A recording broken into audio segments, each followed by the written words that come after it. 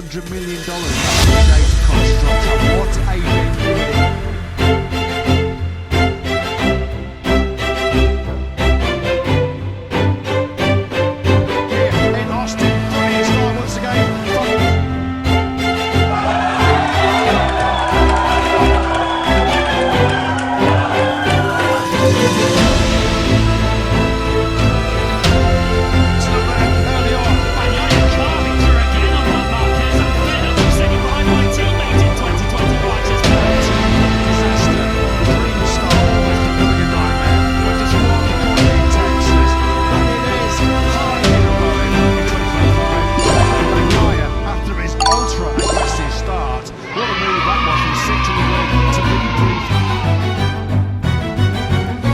It's been dark way too long in this place.